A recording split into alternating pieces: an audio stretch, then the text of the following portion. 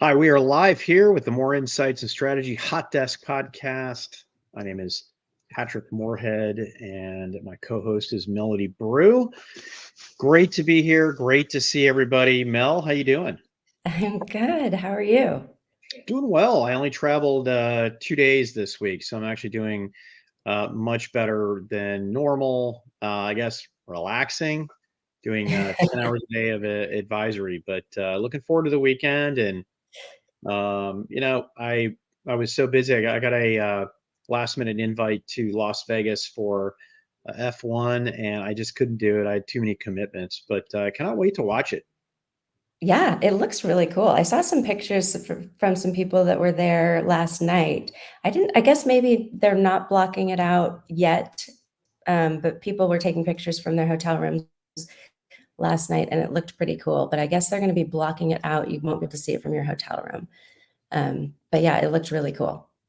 It's going to be hard if it's 50 stories up there to block. Then again, the view wouldn't be great anyway. So, hey, let's jump right in. So, Hot Desk Podcast, it's all about talking about the next normal in modern work. We're talking the tools, the trends, the vectors, the trajectories, the vendors as well. And we think we've got a great show for you. A little disclaimer.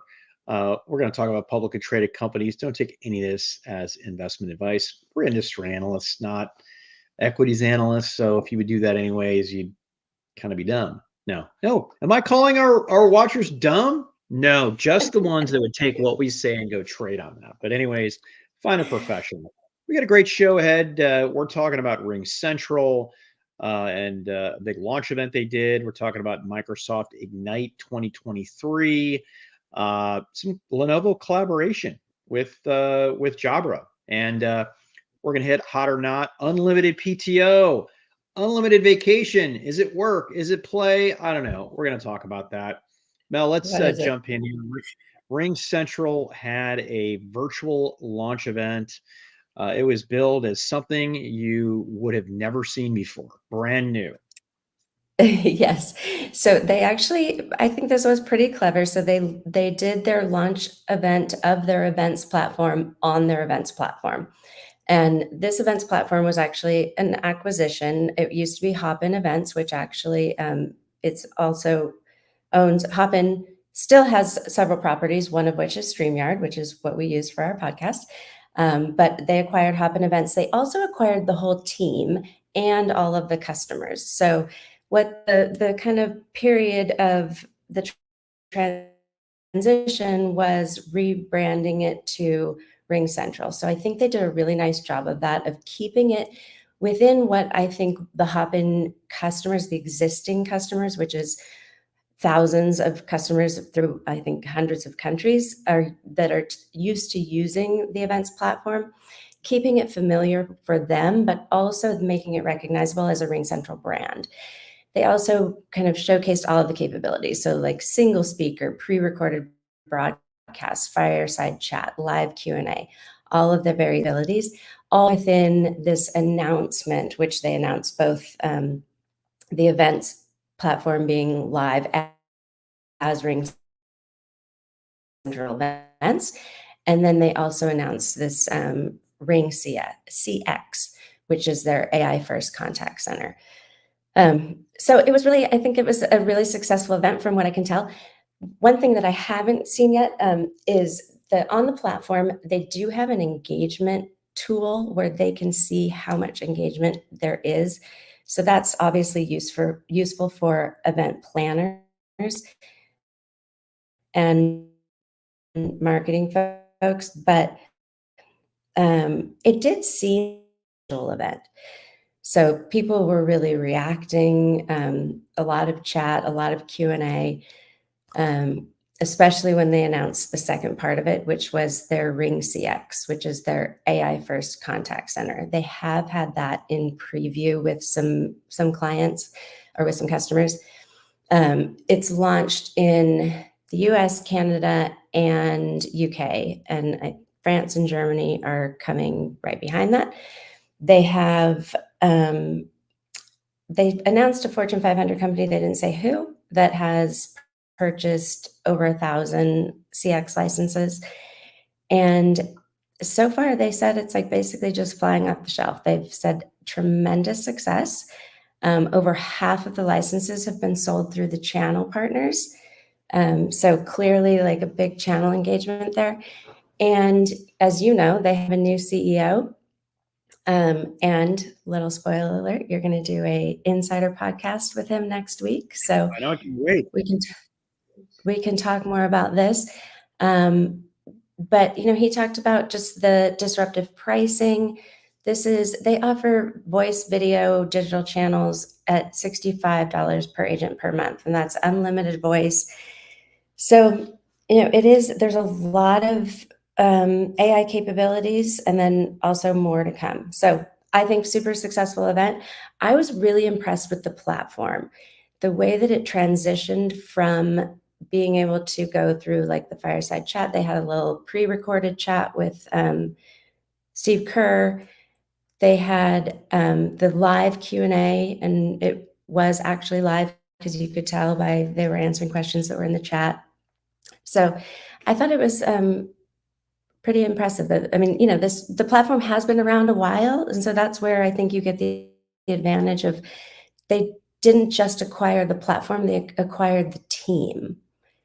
And so the team has been able to then transition it to this new brand, but keep all the things that they know people love about it. So I thought it was good.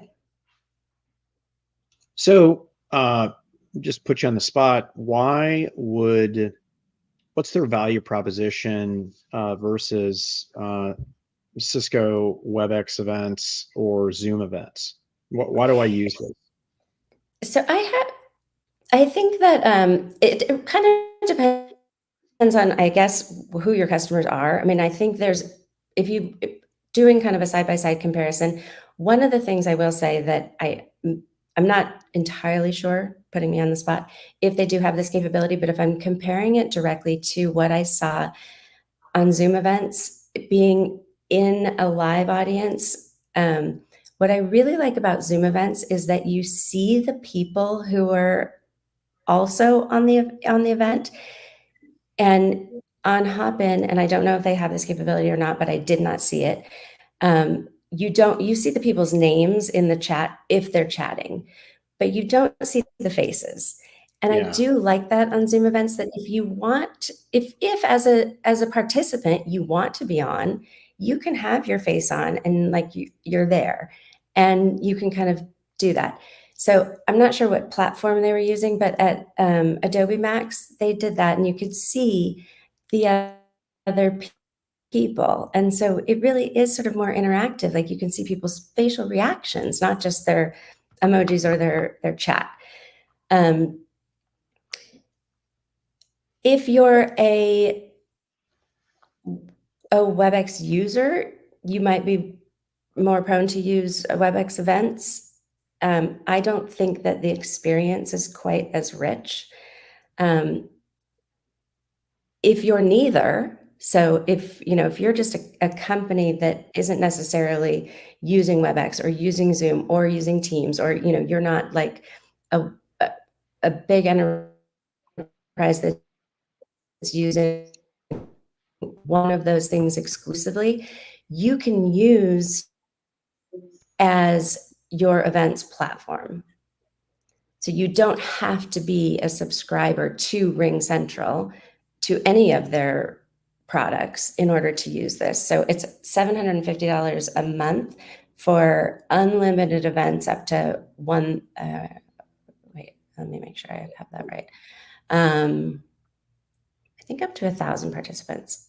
No, sorry, up to 100 attendees for $750 a year, unlimited events.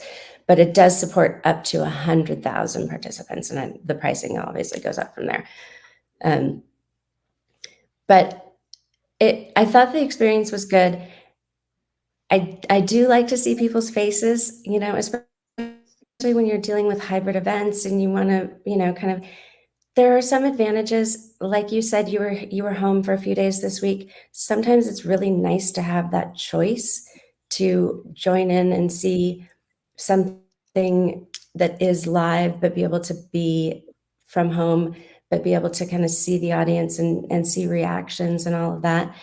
So what I saw was virtual only, but they do have those hybrid experiences. So more to come on that. But that is one thing that I have seen in person, virtual, and hybrid on Zoom events. And I think they have a great experience on all three. So, more to come on what RingCentral Events can do on those. But from a purely virtual standpoint, I thought it was a really good experience. Good. Let's move along here. We've got 3 more topics in about 10 minutes here. Microsoft Ignite. If you want to know what they did in semiconductors, check out the Data Center, More Insights and Strategy Data Center podcast or the 6.5 podcast. I covered all of that. But Mel, related to Copilot, Teams, Microsoft 365, and Studio, they had some pretty big announcements. Yeah, I get the fun stuff. No offense. No, actually, you guys, I did watch. Oh, sorry, I think that glitched just a little bit on my end, but I did watch the Data Center podcast today, and you guys had some interesting topics there. But I think they had some really great updates. I think, especially for Teams, some good things from like an end user experience that I think are expected, but wanted and needed. Kind of the experience in users from like Copilot, Compose, the pre-canned prompts. The pre-canned prompts I think are really needed. I think everybody seems to think that Copilots are going to be magic. And this is funny.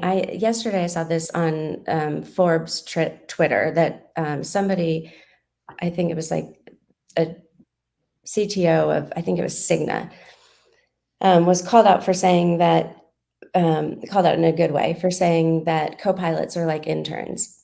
Well, I said this months ago, actually said it on stage at Zoomtopia, that a Copilot is not going to do everything for you, but it is going to help you. It's going to like kind of get you there to like an intern would. It's not client ready work. It's not customer ready work, but it will help you get there. But I think what Microsoft has done here, and others have done the same with these pre-canned prompts, is really helpful. So if it says, ask to write a summary, or I can't even think off the top of my head about like what the pre-canned prompts are, but it saves you the time just from not having to key it in. But it kind of takes the information and says, well, what's this person likely needs to ask me to get to the information they need. So the pre-canned prompts, on collaboration, there's Copilot in Whiteboard. So when people are brainstorming, it'll just populate Whiteboard with the ideas. There's things like catch up on meeting, in chats, in Teams. And then there's kind of some more advanced features like noise reduction, isolation features. And then there's actually a really cool feature, I don't know if you saw this, where it will clean up your background. So like AI features where it'll take your background and not blur it, but it'll actually like clean it up. So if you have an empty shelf, it'll like put books and knickknacks and make it pretty, or decorate it for the holidays or whatever. So that was kind of a fun little thing. And then they also have this new mesh, which is 3D immersive experiences. This is, again, like these are like avatars and things like that, where I'm not sure how much adoption they'll get from this, but it's an option if people like it and they want it. I think I'm showing my age when I kind of say these things that are like, I'm not sure how much I would use it, but it depends on, I guess, how much people want that in-person interaction, and if they're totally working from home and they want to be in a immersive environment. I guess maybe I'll get Anshul's take on that, and I'll write a research note about it with him. But and then on the other side of that, there's a lot more sort of IT control and security measures in place. So some interesting things, especially when we're talking about in the AI era. So watermarking and on documents and video, so to protect sensitive information from leaving a protected environment. Tailored privacy settings. So if you want Copilot to take notes in your meeting but not record it, there's a setting for that. So just kind of a lot more control from the IT perspective, but also from the end user perspective for privacy and security. So there was a lot. I'm probably only getting 20 to 50%, maybe. But there were a lot of updates. And most of them are available from, kind of this month to early next year sort of rollout. And then, so I think that's sort of where we are on Teams and Microsoft 365. But what I think, I thought, and this is like a little, it's within the modern work and somewhat, but not necessarily collaboration. But I really thought that this, I don't know if you saw this, but this Microsoft Copilot Studio, this is basically like a build your own chatbot. Yeah, it's very similar to what OpenAI did with its agents last week. Yes. Yep. It's essentially the same thing within Microsoft 365. So it's a low-code solution. Anybody can build the chatbot within their own like business environment to create a custom Copilot. So they have the integrations to connect to, say, like your CRM or your HCM, all of your people tech, and then just ask questions against that data. So you can just do product queries. You can do any sort of, it will build both graphical and conversational interactions to answer any sort of queries. So I thought that was pretty cool. I like it. Yeah, it is, and it leverages. And I'm trying to keep things brief because we only have. And it chat GPT agents. You can integrate those in here, but in the Microsoft environment, you're going to have a certain set of people, particularly enterprises, who I think will be more comfortable going the Microsoft route, even though the back end is ChatGPT. Let's go to the next topic here. Lenovo collaborating with Jabra. So Lenovo has been in the collaboration business for almost 8 or 9 years, and they actually have a very interesting collaboration as a service offering out there. They have some of their own first-party hardware, and here we are collaborating with Jabra. What are they doing here? Mm-hmm. So they just introduced this Think Smart bar, and this is for small and medium meeting spaces and collaboration with Jabra. So obviously Jabra is, more, I guess not necessarily more of a consumer brand, but a well-known consumer brand. And I think this is sort of something that is becoming more of a trend on sort of the audio side for sure. Like we talked about last time, Cisco collaborated with Bang & Olufsen.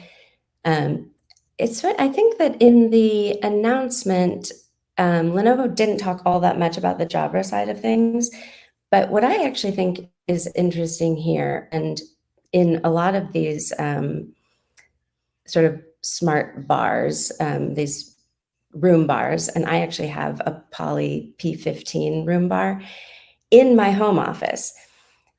They're really useful for small spaces, not just boardroom spaces, but like if I want to have, I have a board meeting for a charity that I'm the president of, and I might have 5 or 6 people in my office here, but we have a few other people on Zoom.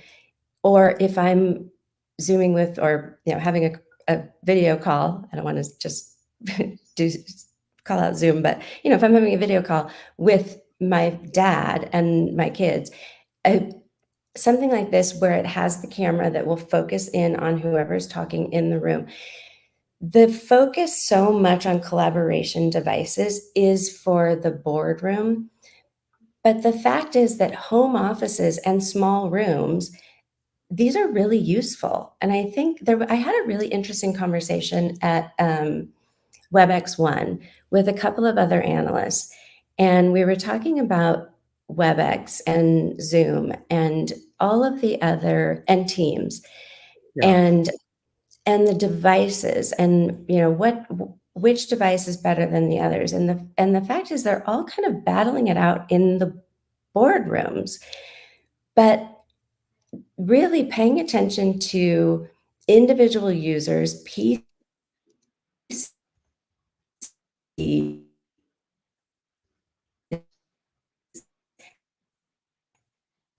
and small rooms where somebody in a small this is a something that I know they're not necessarily marketing to a home office user, but a home office user who uses an office for more than just regular, sitting at a desk work.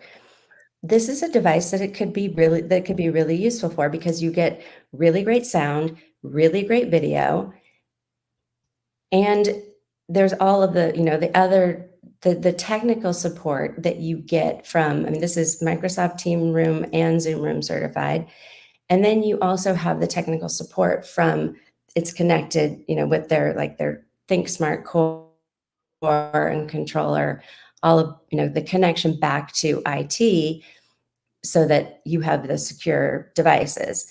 So I think that there's something with, again, the battle for collaboration doesn't necessarily stop inside of offices. And I think so much of this hybrid work device and collaboration software discussion is around the person who's working in the office, not necessarily the person who's working at home. And so many of these solutions are really do work for the person who's working at home. I love my Poly device. I think it's fantastic. I would love to try this one too. I love, like, a funny thing is I use a Lenovo. My second monitor is a Lenovo monitor. And I like seeing that Lenovo's getting, you said 7 or 8 years they've been in the collaboration device. They don't show up a ton. I'd like to see them show up a little bit more. Mostly And I outside of like the that. US, and they're really focused on services, I think, as well. They're much stronger outside of the U.S. When it comes to this. So we unfortunately need to wrap up here on this, but give a look-see to what they're doing in Lenovo SSG on the collaboration as a service. It's so funny. We all think differently. I always thought Jabra was a hardcore business solution, not a consumer solution. I think of Apple as the consumer solution, but anyways, just shows the different strokes for different folks here. But appreciate everybody logging in here. We'll hit unlimited PTO later. We have to run. Thanks for tuning in. And